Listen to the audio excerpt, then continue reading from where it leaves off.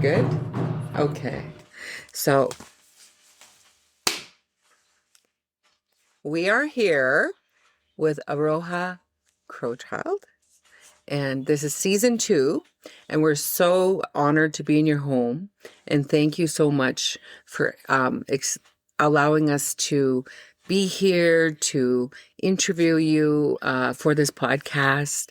And we are doing a series of 10 interviews during this next while, and so happy that you said yes, because we know that you're coming from a place of many different viewpoints and many experiences. And this one specifically that we're focusing on is natural laws and the changing world.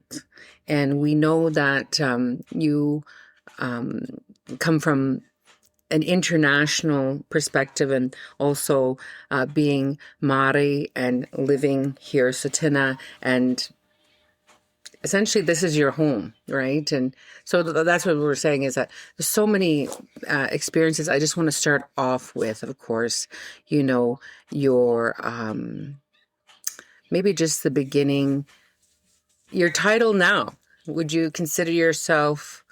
Obviously, I consider yourself an elder, and I've known you now, 30 years, and met you at the BAM Center in my 20s.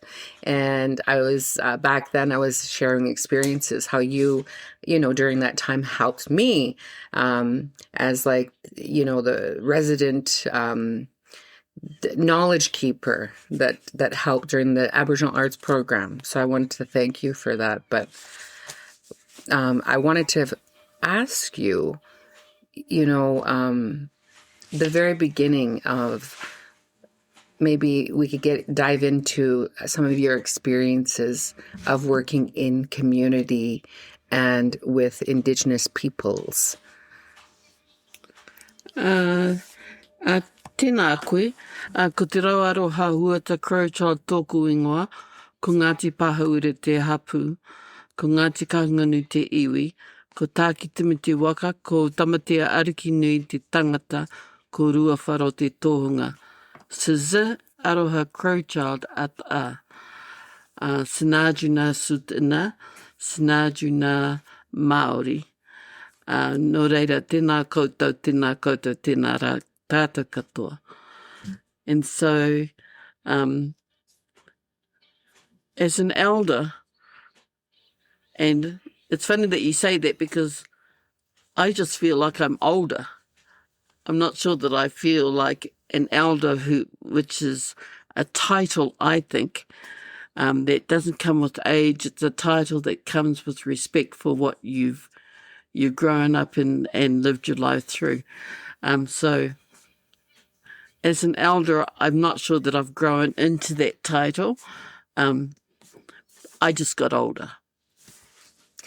I really feel that that you personally, from what I've seen over the years from the BAM Center, and then seeing you out here, and just the incredible work that you've done in community. And then, of course, your early roots of, your family lineage. Maybe you can share a little bit about that and where you come from. I was born and raised in New Zealand. My tribe is Ngāti Kahunganu, and my sub-tribe is Ngāti Pāhaura. For Māori people, we always identify with genealogy and whakapapa, so that when people ask who you are, you say where you're from, and that identifies your ancestry, and people will recognise that. I came here in 1970. I got married in 1979 here in North America, in Canada, out here on the Tsuut'ina Reserve, and I married into the Crowchild family. So I've lived here over 44 years, actually. As my niece who came over during the summer said, "Aunt, you've lived here longer than you've lived on the whenua," and the whenua in New Zealand, really, because I came over here to North America in my 20s. I think I was 23, 24 when I got married here. So that's why I'm here. And when and being part of the Tsuut'ina Nation and through marriage, what ties me to this land is my children. It's what ties me to this tribe is the marriage. And I've always looked at coming here and marrying into the Crowchild family that I was supposed to be a link or a bridge between peoples, Indigenous peoples. And when you marry a Māori woman and into the Tsuut'ina Nation, you're not marrying an individual, you're marrying a whole tribe. And so even when I go back to New Zealand, they always recognise this is the connection that my tribe has with this tribe, Tsuut'ina, through marriage, because we recognise genealogy. When I was growing up and as a child, my father used to pray every morning out loud. He used to be chanting and praying. And anyone who knows my family, the Huata whānau, know my father, and that's how he used to always do his morning prayers. And he used to recite genealogy. And so when people say, oh, how do you know your genealogy? I said, I do. I know it from the beginning of time, and I learnt it while I was sleeping. Because the conscious man sleeps, but the unconscious man never sleeps. And my father, when he used to be chanting, and he'd start the genealogy and start chanting, Io nui, io roa, io te mataho, io te matua. That's coming from the gods. And then sometimes he'd stop and he'd pause and take a breath, and you'd be lying in bed, and then I'd open my eyes thinking, oh, he stopped, and then he'd start again. Or if he missed somebody, he'd stop and he'd go back and he'd come through chanting again. And I would always be lying in my bed waiting for my name to come. And then when my name came, I went back to sleep. Yes, but that's how I learnt my genealogy. So when you marry, when I married into the Tsuut'ina Nation, it was the linking really of our tribes. The ancestor of my tribe is Ngāti Kahungunu. And Kahungunu was a warrior who married 8 times. And what he did was he linked himself to every tribe. And so he had 8 wives that he married, and that links us to tribes. So that when you go to a tribal area to say hello, you're not saying, my name is Aroha, you're saying, my tribe is, my sub-tribe is, my ancestor is, and I come from this place. And that way all the people present know who you are. And it's not the individual they're recognising, it's your whole history and ancestors. Yeah. And that's beautiful. Thank you for sharing that, because even your singing, and that just gave me chills. So I think that's so important to know who you are and your ancestors. And the times we live in right now, it's almost flipped, where it's like some people will be, well, where are you from? And then some people will see it as a almost like you're challenging them, right? And it's not like that. It's like, I grew up in a time where that was the number one thing that you always ask is, where are you from? Because then you would know if you're related, or and that's a lot of times my mom would say, that's your cousin, so you can't date or whatever, right? It was like that, right? So, but listening to the very beautiful, enriching, what a way to fall asleep and to know, your belonging in the world. So would you say that, that being, coming from that viewpoint, do you see any of that being on this side of Turtle Island and that sort of tribal, customary ideology around our Indigenous worldview and natural laws as an innately Indigenous worldview. I think I understand what you said, but if I didn't, this is how I'll answer that. I think, and I'll start first by describing my children. My children are born and raised here in North America, and when we went back to New Zealand, Māori people are of a different nature. Like, we're very outgoing and very loud. And so when they laugh at something, they laugh.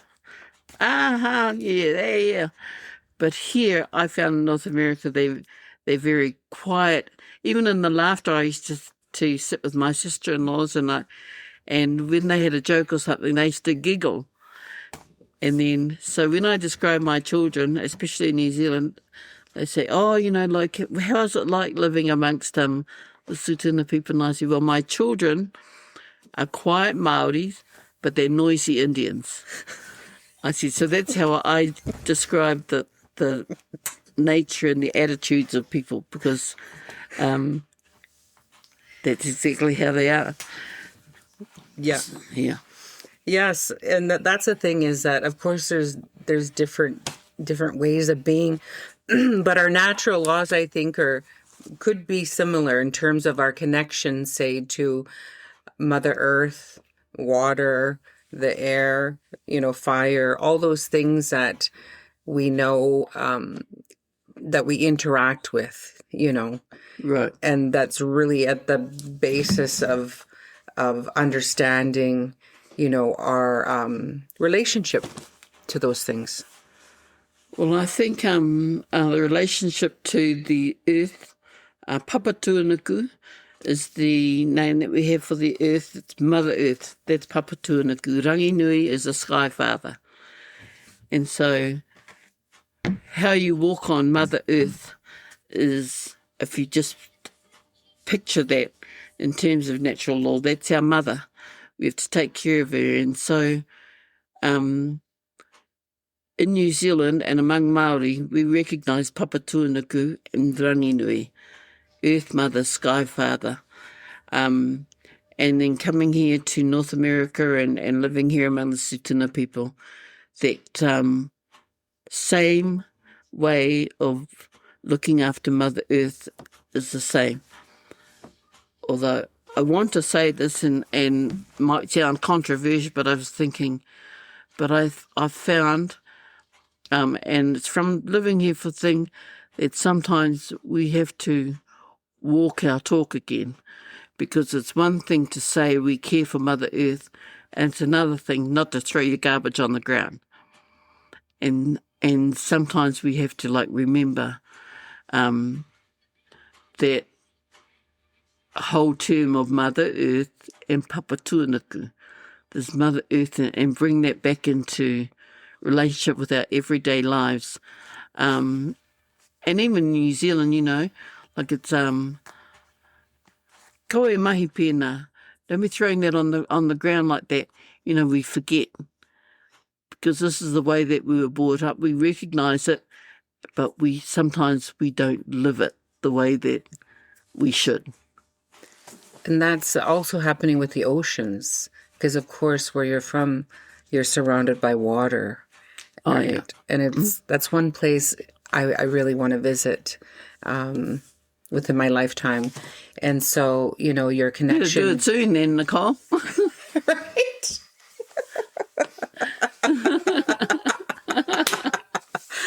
Maybe I'll switch places and I'll learn your ways of being. Who knows? That would be nice to go and visit. But I always think to myself, with the water and the connection to it as women, I know that here and living amongst the Treaty 7 nations, and specifically the G4 nations and Tsuut'ina Nation, I live on their lands at Redwood, and the water, the elbow comes through there. And so weekly I go there and offer tobacco. And then if like during the summer I clean certain areas, and I really think it's our as First Nation women, as Indigenous women, I've been brought up to know that that's our responsibility. Plus, we're so really connected to water.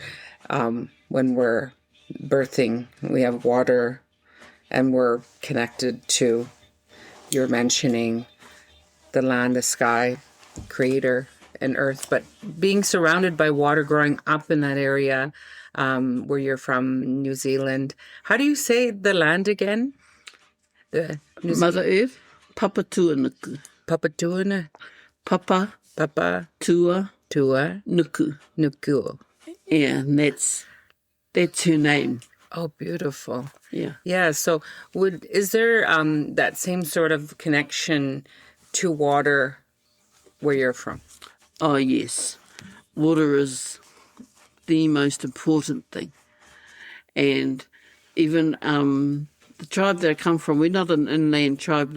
And it's actually where my mother is from. We're by the ocean. And so we're surrounded by the ocean. So everyone is very conscious of the fact that this is where we gather our food from, and just having that big respect for what we have. One of the things that happened earlier this year in the tribal land that my family lives is that they had a cyclone come through, and they're still recovering. And we're the fruit growing area by the ocean, and that cyclone wiped out all the orchards or the fruit growing area, which is the livelihood of the people there, and Yes. and even now they're still cleaning up the silt that thing, and people lost their homes, and it just brought back to the to the thought, like with climate change and everything, how we really need to pay attention, because climate change is something that we contributed to as human beings. We're such a destructive race of people. We just such and not a race of people, a destructive being.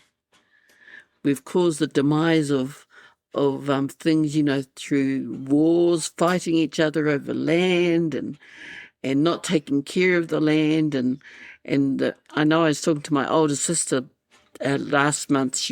I rang her up and we were just chatting, and she's talking about the climate change because the cyclone had just hit in our area, and see, our relationship with water and the land is very it's really big in our area, and for everyone living there, for Māori people, and for everyone living there, Pāria people, white people, everyone living there, because it was a fruit growing area, and we live right by the ocean. So just how Mother Nature is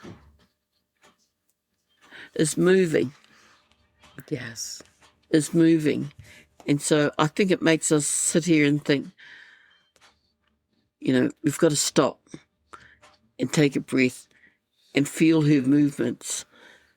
And that's her moving. That's her making her own statement. Yeah. And that's the thing, is that there's a lot of, say, people that are listening that would ask, how can we, as say younger, the next generation, make a change? What can we do, to have that hope that, that they'll have a better tomorrow? Well, I got to say, myself and my children, we work every year at the powwow here on Tsuut'ina, and our job is to keep the grounds clean and pick up garbage. And so people go, "Oh, you're the lady that works out here." And I said, "Oh, yeah, but we're not that important. We just pick up garbage." I said, "That's what me and my kids do." But what it's done for us as a family. So when you say, what can you do? You know, it's the things that you can do as individuals and just as families. You know, keep your yards clean. I used to drive school bus out here. And then when I used to drop kids off at their homes and they'd be talking about, like, on Mother's Day coming up, and I used to say, you know what's a good gift for your mother for Mother's Day? And they used to say, what? And I said, clean up your yard for your mother. And it's just little things like that. So when, you know, it doesn't have to be this great mind-boggling thing. It's something as simple as pick up the paper off the ground and don't throw it on the ground in the first place. So when you say, what can you do? That's what myself and my children do. And we've been cleaning up garbage at the power grounds for about 15 years now. And we do it as part of the program for the powwow. But when I first started, because we used to camp there in our teepees for the powwow, and I used to get my kids up at 6 a.m, and I'd always carry garbage bags in the teepee and on the car, and I said, "Come on, kids, let's go out and we'll clean up around our teepee and on the ground." And honestly,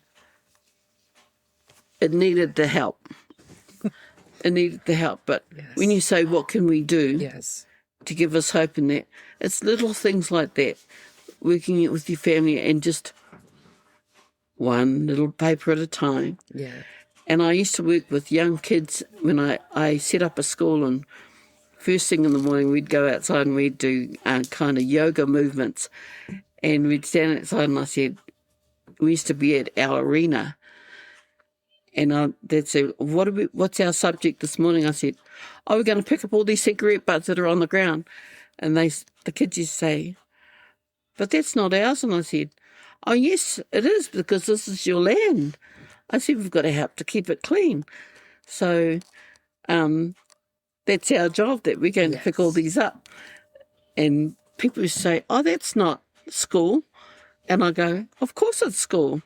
You're teaching kids the value of the land where they live, and so somebody else threw those there, but we're going to pick it up.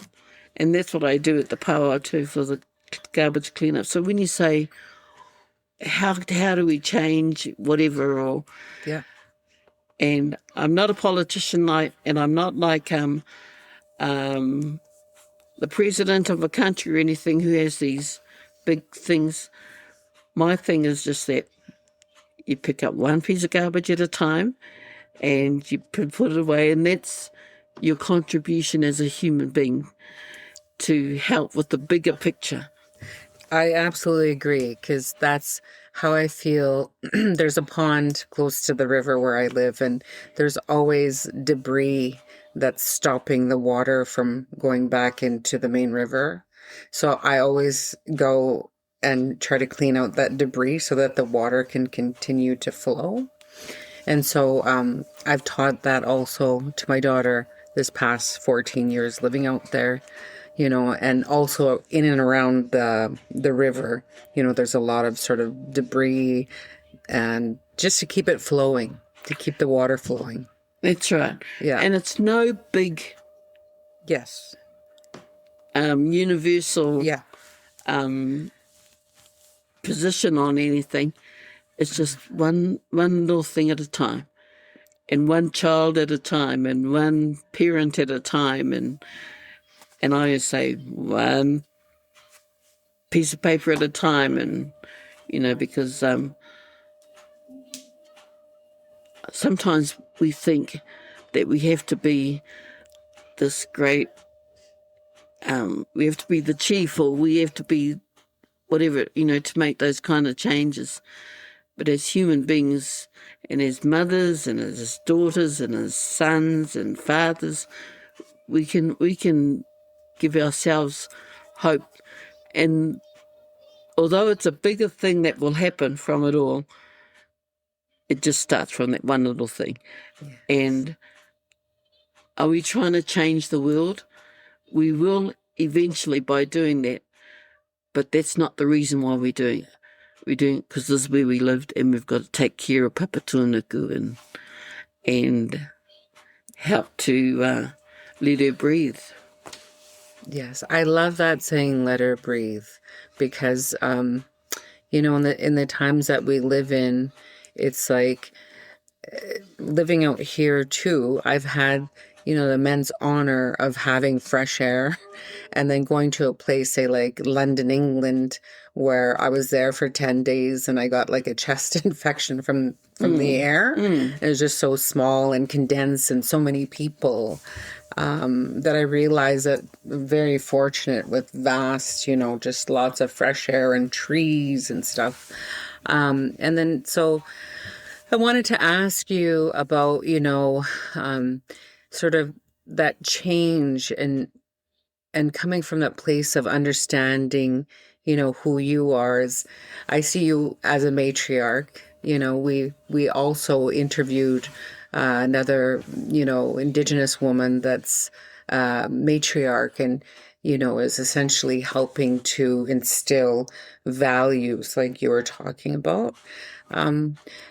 Could you, you know, maybe share a bit of some of that knowledge that you have coming from where you've come from with some of, so that our audience understands some of those Indigenous worldview, like you're talking about the connection with water, with land. Is there something that you would like to share, even maybe living here on Tsuut'ina Nation? Obviously, you've done a lot of work at the powwow, but other things that you would like to share from your experiences in life? When I was born and raised, my father was a spiritual leader in our community, in our tribe, and he was, and so we were used to going to gatherings with old people, and so and some of them would go on for hours, and we'd just be sitting there, and my father would make us sit, and you sit. And although we didn't understand the language or a lot of the topics, we grew up amongst it. We were immersed in it, so that we would listen to the old people talking, and nothing that we understood. And sometimes those things come at the funniest times. And so it's funny that here I am, 67 years old, and I should remember when I was 5 years old, and sitting on the concrete step, listening to all the we call them kaumātua, all the elders speaking. Iti reo Māori, and they'd be speaking about tribal issues or land issues or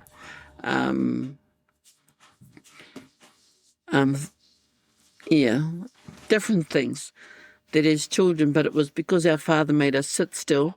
No, you sit there and you wait. And so we'd fall asleep and then we'd wake up and they'd still be talking, but we knew that we had to sit still and not move. And it's just that those things, it's just like the chanting of the genealogy and that. It's not anything, you know, people say, oh, you know, did you learn that in class or anything? And I said, no, I learned it while I was sleeping. I said, my father used to chant every morning and he used to chant genealogy and it's those things go into your body every time they go into your body. So now here I am, much older, and I remember a time like that, and it wasn't a teaching thing, but it was a teaching thing because that's the knowledge that I learnt from. It's not someone standing there going, you do this and you do that. No, what my father did was saying, sit down, you wait till we're finished. And so we learned to sit down and wait till we're finished. And we sat amongst the old people. Yeah, beautiful. So when you say that, you know, what things have you learned from that? And for my children too. And we also had a father, and my family would recognise this, who used to sing and compose music. And my mother's family was a musical family too. And so when my dad used to point at us and go, sing. Well, you have to stand up and sing. And so I do that with my children now. It's just like, no, when I give you the note, up, and you sing. I see, because the singing is just about enjoying your time with the people that you're with and saying, we offer you the best that we have, which is the song. And we offer it to you to share with you. So, you know, when I don't have any great revelations about natural law or things, I just know the way that I was taught growing up, in the way that, and yeah, you don't think of it as being in school or something. It's just something that you immerse your children in and your family in for the knowledge keeping. And I would say that it comes naturally to you, and it's not actually like a label, but everything that you just described is Indigenous natural laws and living it. You're just naturally living it, right? So that's how I see it, because I was thinking, even with your songs, is that I grew up with a mother that still speaks fluent Cree. And so I remember her always singing a lullaby, you know, for us to go to sleep. And it was a Cree lullaby. And so I learned that. And so I when Sequan was small, would sing her, it was called the Mimi song. And so nowadays, she's almost 20, you know, I'll go lie beside her and I'll try to sing her the Mimi song. She's like, Mom, don't sing that song. You know, like she's like, and it's hilarious because she knows that song now, you know, and so she could pass that down if she's going to have children, you know, and that, I think, in itself, you know, it's like, it doesn't have to be something that's all, you know, like a big revelation of something. It's those things. It's those songs. It's those understanding of showing the next generation how to take care of Mother Earth and what she provides. And the question that I want to ask, and it's for future generations, you know, and the changes that are occurring, like you're saying, the cyclone that happened, and it, you know, the changing climate, you know, the big thing right now is creating hope. And I always, you know, as a mother, tell my daughter that there is hope. There's hope, and to look at the small things that you can be doing, but understanding how this world is changing and how humans are, you know, very destructive. People are looking to a lot of Indigenous people in the whole world as to how can we get back to this simpler way of being. It's absolutely like we've come full circle, and maybe you can.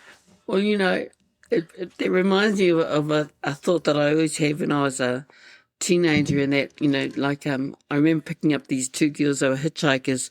We were in New Zealand. I picked them up and gave them a ride, and they were from the States, and they're saying, oh, you know, we've just come from the islands, from Tahiti or the Cook Islands, from somewhere, and they said, oh, you know, and they're very westernized, I guess, they were saying. And I said, well, it's funny you say that. And I said, you know, because when the colonizers first came to the islands or to our lands, I said, they tried to put clothes on our people and dress them. And I said, now we're trying to put clothes back on them and dress them and say... And I said, so things kind of go round in a circle in funny ways, you know, like it's just, you know, we're trying to help you to learn and to live, and now they've come back around. It's coming in that circle.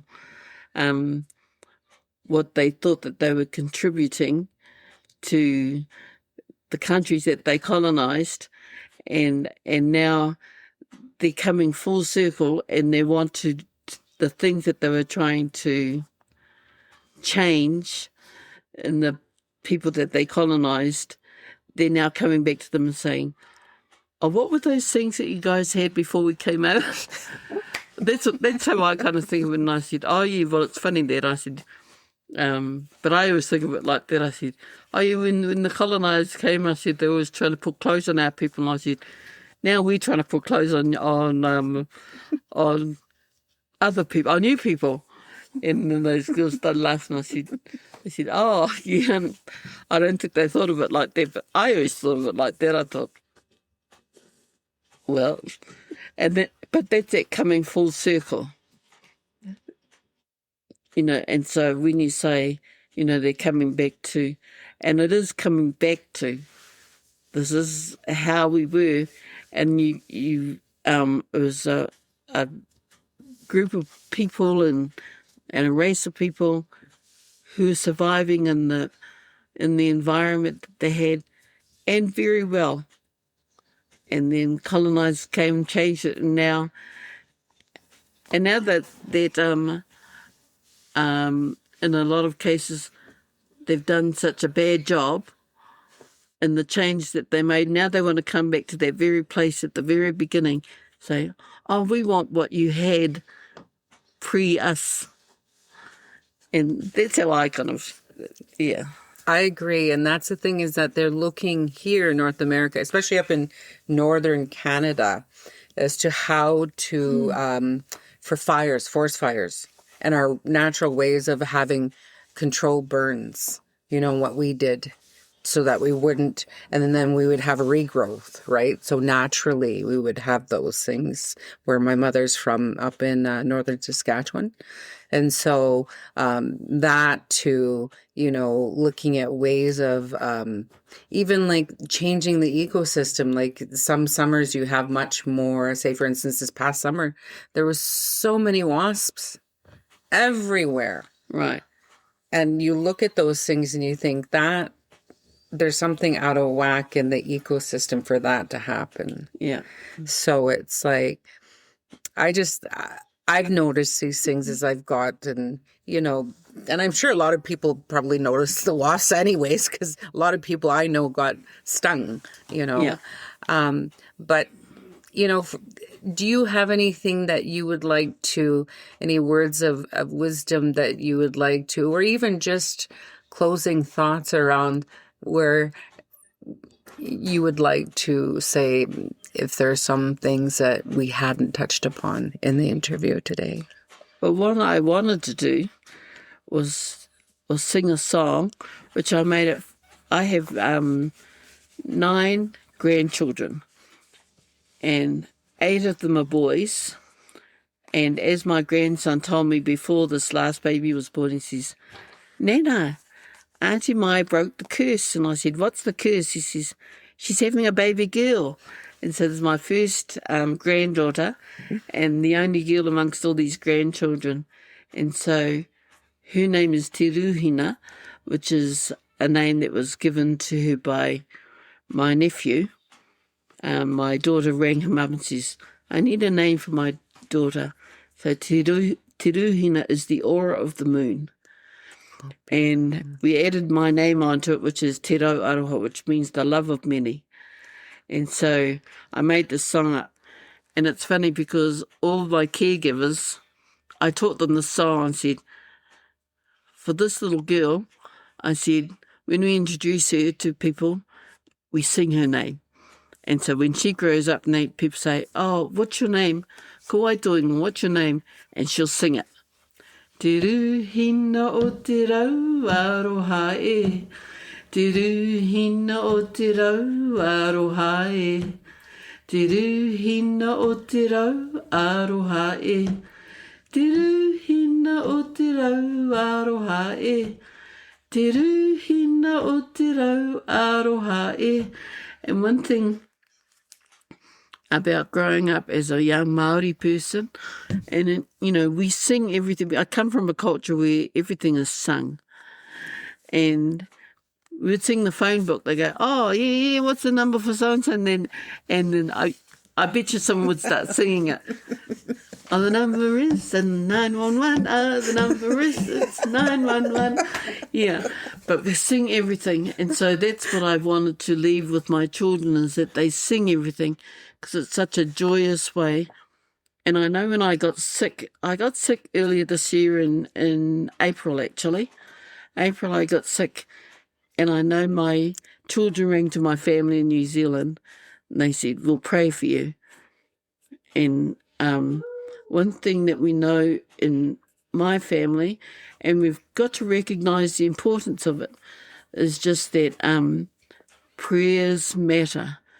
Praying matters. And I know for here, amongst the Tsuut'ina people, praying matters.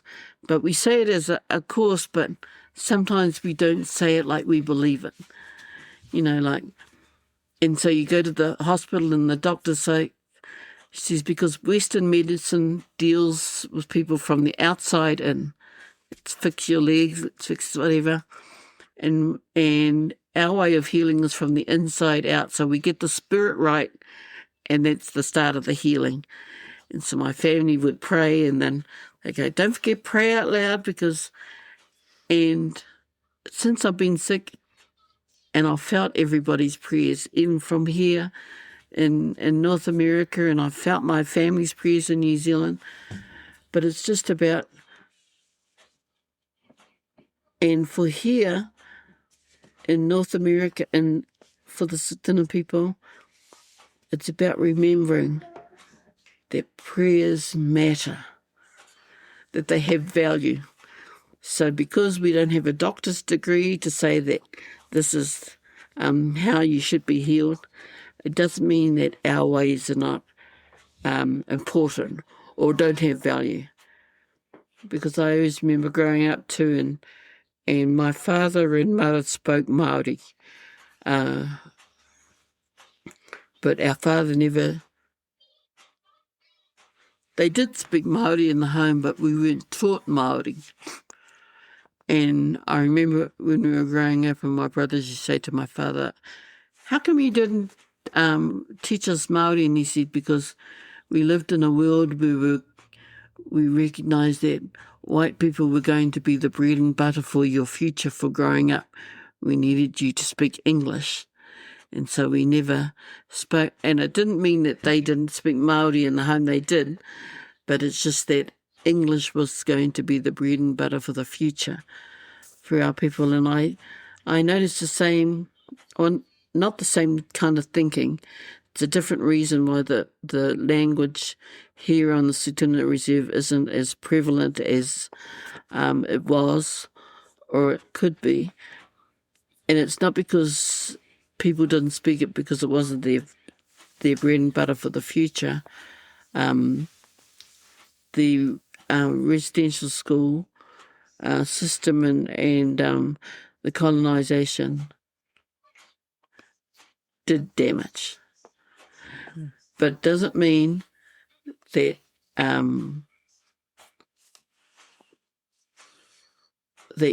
we will never forget what was done. But it's about recognising, but you're not going to stop us in our tracks. We're going to bring that back from our ancestors and bring it back. But that's why I want to sing the song, Yes, because that's how I want my granddaughter and my children to recognise the importance of singing to each other and singing in our language. So my children actually all have either Māori names or Blackfoot names or Tsuut'ina names, but not English names. And I grew up in a family, like all my family, they all have Māori names. We don't have any English names. And it helps to keep our language alive. It helps to keep our identities alive. And my name is Te Rau Aroha, which means the love of many, the love of the multitude. And so we gave this to this little baby. She's the love of many because she broke the curse. And I said to my grandson, I said, well, I wouldn't actually describe you boys as a curse, I said. But that's how you describe it. So, te ruhina o te rau aroha e. Where's my caregiver? Come on, JG. There's a Filipino girl. Te ruhina o te rau aroha e. Te ruhina o te rau aroha e. Te ruhina o te rau aroha e. Te ruhina o te rau aroha e. Te ruhina o te rau aroha e. And this is a girl who speaks 5 languages. She speaks the different dialects in the Filipino language, and she speaks Arabic because she worked in Saudi Arabia and Kuwait and learned Arabic. So I want to end like that because it's just that when you say, what would give us hope, every time I sing that song, I've got a granddaughter, that's hope in itself. We just have to say, we're our hope. We're our hope, because we know there's damage done to the earth, which we as human beings have done to ourselves. Oh, we're hopeless, honestly. Talk about, these animals are dying off, I thought. And we're the ones that are still living, and we've killed everything off. We're killing ourselves off. We've changed the climate, everything. So that's why I suppose if I had anything to say about natural law and things like that, it's just about saying to get yourself into a place where, because I'm very proud to be a Māori woman. I'm very proud to be a Tsuut'ina elder. And I suppose, oh no, we're on air, I guess. Oh, well, I'll say it. I remember going to this meeting and I was saying, well, it was a meeting where we were talking about introducing people from the community to our police officers. And I remember saying in the meeting, I said it's important because, you're not the same race of people. I said, white people, so it's important that the community knows who you are so that we can build trust and everything. I said, but never mind, maybe in your next lifetime you'll come back, be brown like us. But that's what and I think people are looking at me like, did she really say that? But it's about being proud of who you are. And I said, but even if you're white or Chinese or even Filipino or anything, you've got to you got to stand to that. And even if in the next lifetime you might be lucky and come back brown like us, but for now you have to stand and be proud of what you are. Don't hold that against yourself, because you're different. And because sometimes I feel like people go, oh, isn't it prejudiced or racist or whatever it is? I said, that's not even a word that I grew up with.